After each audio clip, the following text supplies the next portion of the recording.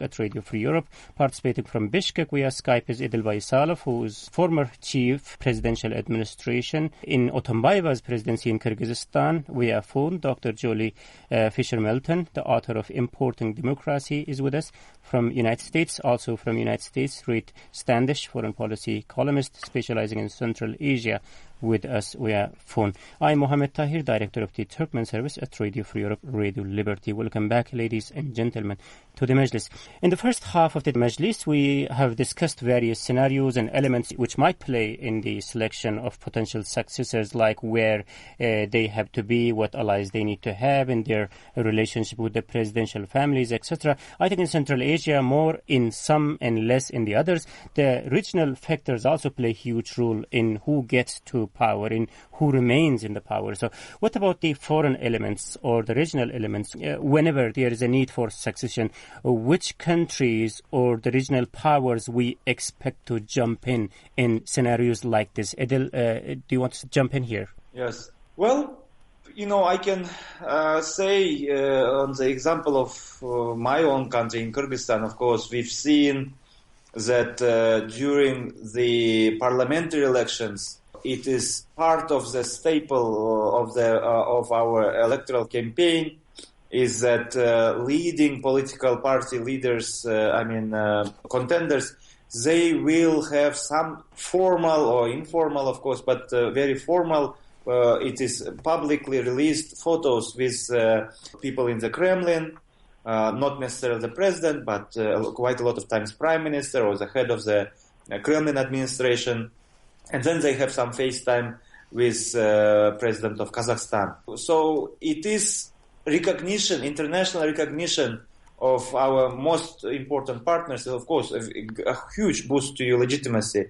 I would say, of course, that in all 5 countries, Russia will make sure that they play a role. And we can see that if we talk about Kazakhstan and Uzbekistan, that both of these leaders have been, their whole strategy has been trying to minimize the influence of the outside force, either in toppling them or in dictating who is going to be their successor. But, of course, Russia will be the country.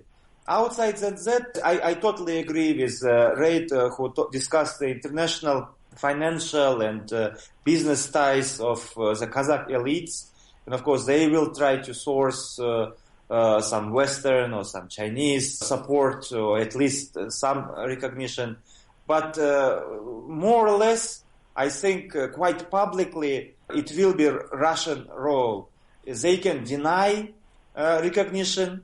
They can try to interfere. They can try to provide some guarantees against, for example, if there is some security situation or if there is a situation when the instability of the immediate palace events, there is some vacuum of security and, they can provide some boost of that security, including, in some indirect ways. The most important source of recognition and support and legitimacy will come from Moscow. We like it or not, but it is the fact of the day. Can I jump in here, because I think it's very important, given what we're facing in the Middle East and with the Syrian civil war, to remember that there was a civil war in Tajikistan in the 1990s, a very destructive civil war, not like Syria, but pretty bad.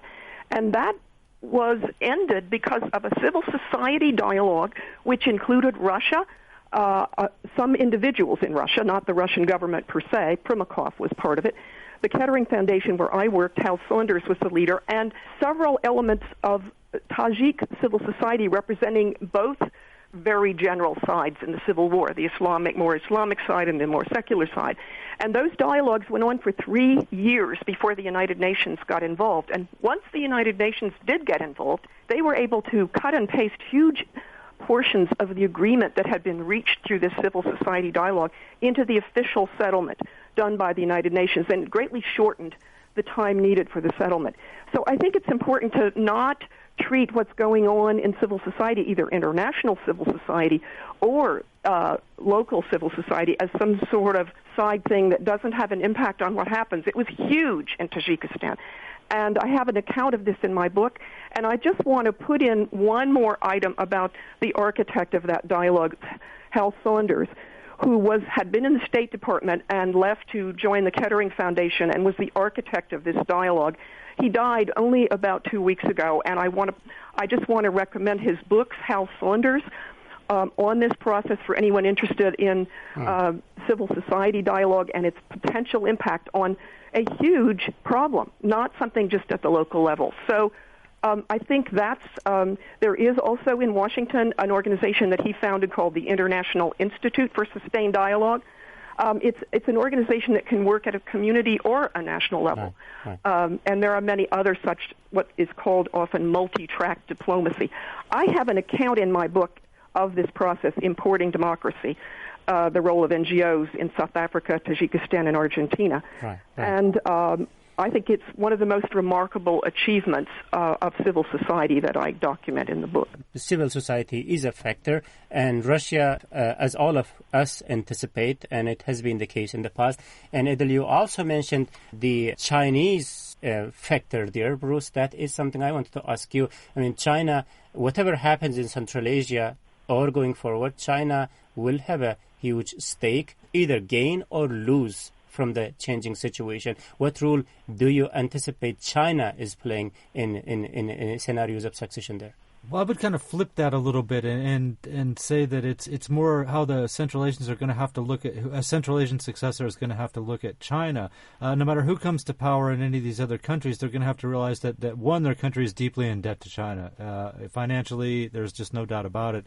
It's a huge neighbor on their border. It's something, China has never made any really menacing moves towards Central Asia, but it's implicit that China could do some serious damage if it wanted to. But I think more than anything else, especially as we've seen Russia's economy kind of peter out in the last 18 months, 2 years or something like that, the Central Asians have looked more and more to China as a potential financer of their different projects and helping to bail them out if the need arises. So China, just from that point of view, China will always have a role because the Central Asians are dependent. All five of the countries are dependent upon China for money at the end of the day. So China will have some say, but I don't think they have as much to worry about. The Kremlin really wants someone who's pro-Russia. China is can assume that whoever comes in will have a friendly relationship with China, so it's a little bit different. If I just could add one thing, because I liked what Adil said about Kazakhstan being, considered one of the influential countries on Kyrgyzstan, and of course we saw that, for instance, when Bakiyev was in, he did not have particularly good relations with Nazarbayev, and I would argue that that's probably one of the reasons he got run out of office too, is because Kazakhstan had no interest in supporting him, whereas Akayev seemed to get along better with Nazarbayev, and so did. And so has Atambayev for the most part. But if we talk about two different countries in Central Asia, I would say that in the Tajik succession, Uzbekistan is also going to have some kind of role too. Uzbek-Tajik relations have been horrible from the moment that Rahman was strong enough to resist what Tashkent was telling him to do. Yeah. And I'm sure that Karimov or whoever his successor will want to exert the maximum influence on Tajikistan. There's no way they're going to push Russia out. There's no way they'll push the Chinese money out. But they're going to want to force Tajikistan as much as possible to do what Tashkent wants and not solely what Dushanbe wants or what Moscow wants Dushanbe to do. That's a good point, Uzbekistan. So let's imagine that a person with all these difficulties and challenges, a person gets to the power as a successor of a president. So what that person has to do to be able to remain in power, to gain legitimacy and support of nation or the other actors in the country, what that process looks like in Central Asian scenario, right? The big issue is, how you can balance all the other sides around you. If we look at the only other example of succession in Central Asia, it's Turkmenistan. And if you look at that scenario, it was someone who was, relatively seen as underwhelming, and he was chosen because he was something that all the other elites could agree upon. And he's been able to balance all sides and generally keep people happy because of that. So that's sort of one sort of example we can look to for this as a way to hold power, is to balance the elites. The other example, especially if we take in the current poor financial state of the entire region, is what's going to happen, say, 5-10 years or down the road if, things don't recover in a full way and you don't have the idea of saying we have economic prosperity as a source of legitimacy. One thing like Karimov and Nazarbayev has always had as their benefit is saying, we're the father of this nation. we're the only leader you've ever had. And that in and of itself is always given legitimacy. But the next successor, especially if the economic situation doesn't recover, might have to turn to things like nationalism, populism, maybe religion even is a possibility as a way to try and draw new legitimacy. And that then raises a bunch of other interesting and probably troubling scenarios, especially if we look at Kazakhstan when going back and talking about an idea of Russia. Maybe the next president of Kazakhstan decides he wants to use Kazakh nationalism as a way to try and draw up support for his regime. That could then create some very interesting problems with Moscow. Right. Dr. Julie, you wanted to jump in?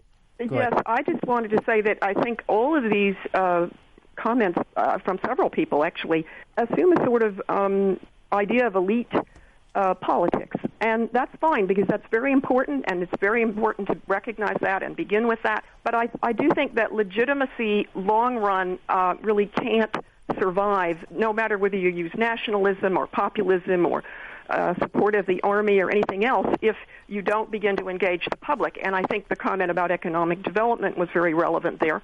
But I think it's deeper than that, and it has to be stronger than that. And the question for me is, are there leaders in Central Asia, maybe in the wings, who understand this, who maybe have emerged from other parts of the economy, not just civil society, but the media, which is part of civil society, really, in a broader sense.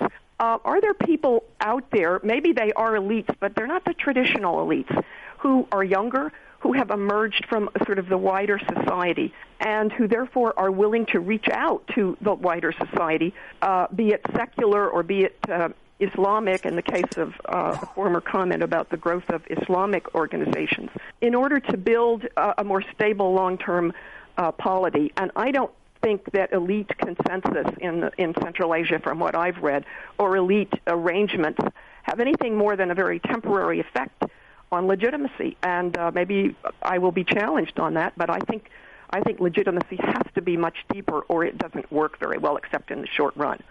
Obviously. Actually, we have an example of Kyrgyzstan in this case where it did not work out. Like, the succession wasn't smooth, and then there was lots of troubles and revolutions and all these stuffs. Edil, perhaps you might jump in here? Well, both times, both 2005 and 2010 change of regimes were not planned, or they couldn't not be smooth. And of course, there was initial lack of legitimacy per se. It was one way or another, some violence involved. I think the first true succession of power we will see hopefully next year, next fall, when the current President Atambayev will leave the power after serving one term. According to Constitution, he only has 6 years as the president of the country. So the first truly competitive and open field should be next year. And he just last week, he again confirmed that he's going to provide the open field. He's not going to handpick a successor, and he's going to respect the will of the people. But we can go on and on discussing what went wrong or what didn't go. But I think, I see a real divide between what goes on in Bishkek and downtown Bishkek among the old elites who were educated and brought up during the Soviet era, and there is some inertia on the top. There is some inertia among us. We continue see and analyze, applying some models which are, I think, outdated.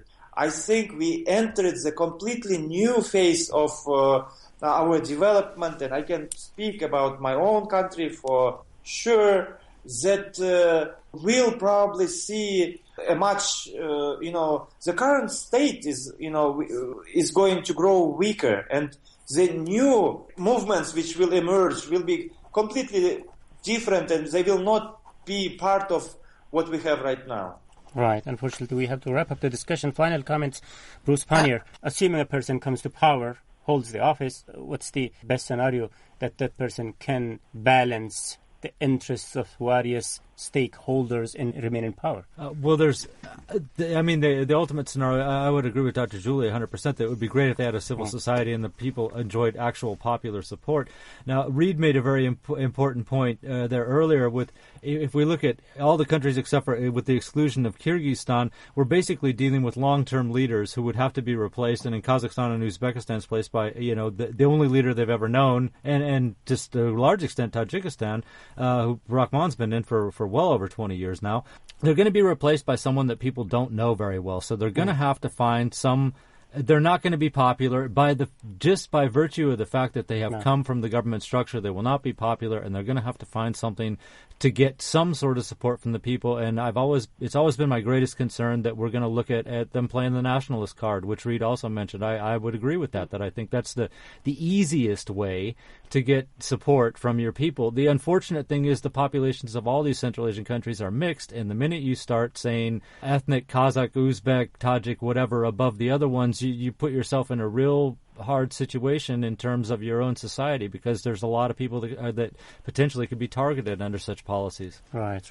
Thank you very much, Bruce Pannier, for your insightful comments. From Bishkek, Edil Baysalov, former Chief of Presidential Administration in Otunbayev's presidency. Thank you very much for being in the show, Edil. Also, big thanks goes to Dr. Julie Fisher-Milton, the author of Importing Democracy, and Reed Standish, foreign policy columnist specializing in Central Asia. Welcome, guests, for being in the show today. Thank you. Thank you. And this is it from me, Mohammed Tahir, Director of the Turkmen Service at Radio Free Europe, Radio Liberty. Bye-bye.